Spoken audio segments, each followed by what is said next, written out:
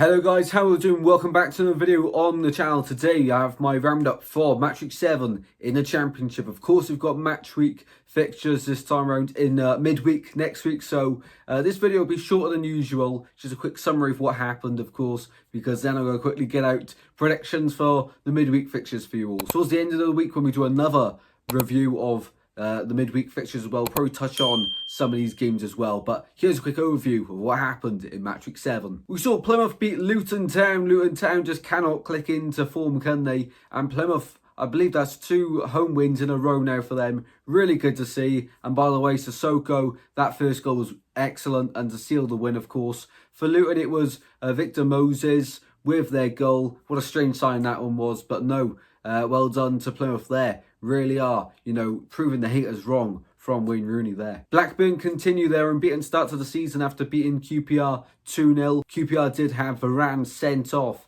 while Blackburn took advantage of that. Despite a lot of great defending from QPR, it was Travis and Danny Bath to get the goals for Blackburn to continue their unbeaten start to the season. How long will that last? It ended Derby 2, Norwich 3. I think it's the first time since February that Derby have lost at home, and in controversial fashion. They give a good fight for it nevertheless.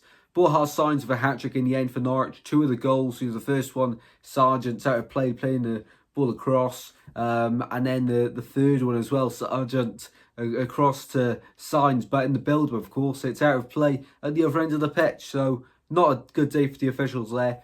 Positives for Derby are, of course, Blackett Taylor, a great goal, and Craig Forsyth with a very good finish, once again from a set piece. Sheffield Wednesday are the first team this season to defeat West Brom, and they went 2-0 up thanks to goals from Darryl Furlong, own goal, and a Winnas brilliant header that was to make it 2-0. However, they did bottle the 2-0 lead, where Josh Maja, of course, he can't stop scoring before Mowat scored that lucky volley from the edge of the box, but they all count as long as they cross the line. Before Musaba in the 86th minute got the winner for Sheffield Wednesday, and to be honest, I think they deserve that. They have struggled since the opening day victory over Plymouth, and I'm glad they're back to winning ways now. Hull 4, Cardiff get battered everywhere they go, 1 in this one. Cardiff actually went 1-0 up thanks to Robinson. He alone has scored all of Cardiff goals this season. But for Hull, Balloon with a great first goal. Is it a cross? Probably is, but it ends up in the back of the net. He gets a second. Zambrano with a goal before Badia from a penalty spot wraps up a win. And Cardiff continue to struggle. I'm all here for it. That's now 7 games without a win for Cardiff.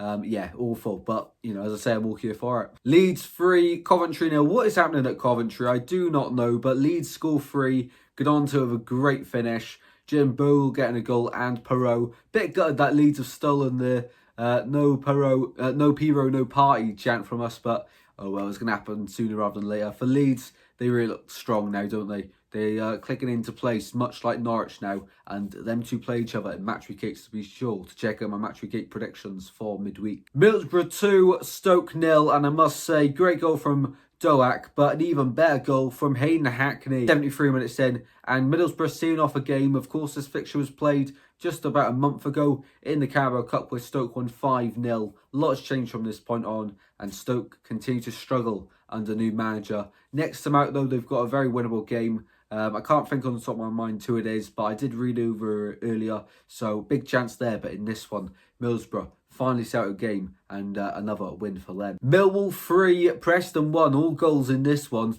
were from very close range indeed. It's Honeyman, Esse and Macaulay Longstaff getting his first Millwall goal of the season on the score sheet. For Preston, Story got one back just before the 90th minute mark, and then in the 89th minute, it's Amanku for Millwall, gets himself into a little bit of a handbag situation and gets sent off for it. Doesn't need to react like that, and he spoiled it for himself there. So he's been sent off, but no, well done to Millwall in that one, 3-1 victory. Hoping they can do the same midweek against them lot up the road. Oxford 0, Burnley 0. Great point for Oxford. I did call this one somewhat right. I said 1-1, but a draw's a draw. Some great saves in this one from Jamie Cumming, the Oxford goalkeeper.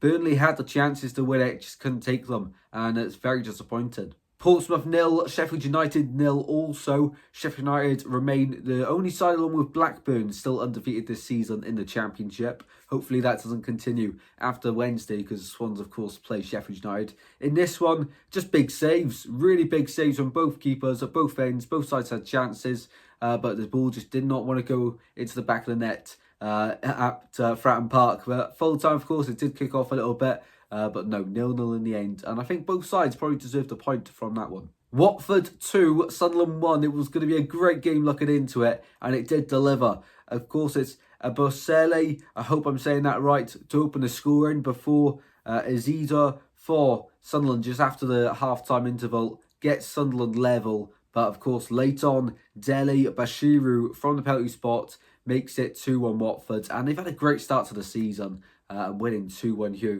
at Vicarage Road against another team that started the season so strong. The final game to talk about is Swansea 1, Bristol City 1. Match day vlog on the channel if you guys want to check it out.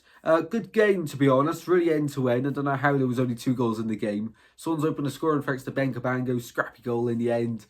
Bristol City from a corner as well, same end of the pitch, second half. It's Jason Knight, one of the smallest players on the pitch at that point to score, which is a bit gutting if I'm honest. But no, 1-1, probably the fair result if you're honest for both sides. In match week 7 of the Championship, 35 goals were scored. Goal of the week for me has to be Hayden Hackney versus Stoke. He takes on a few players, has a shot edge of the box into the corner.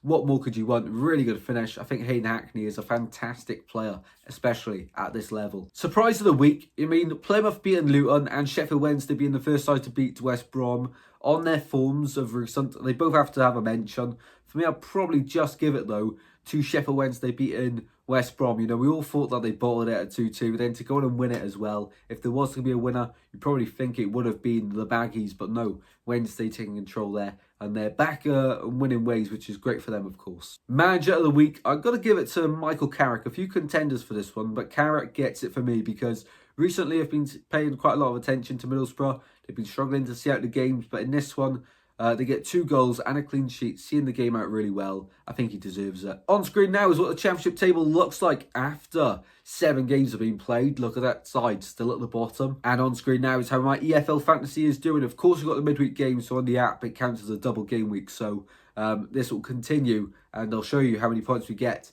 at the end of the match week, of course, after match week 8 roundup in that video. So let me know in the comment section down below how many points you guys are on at the moment. And if you have enjoyed the video, be sure to drop a like and subscribe as always.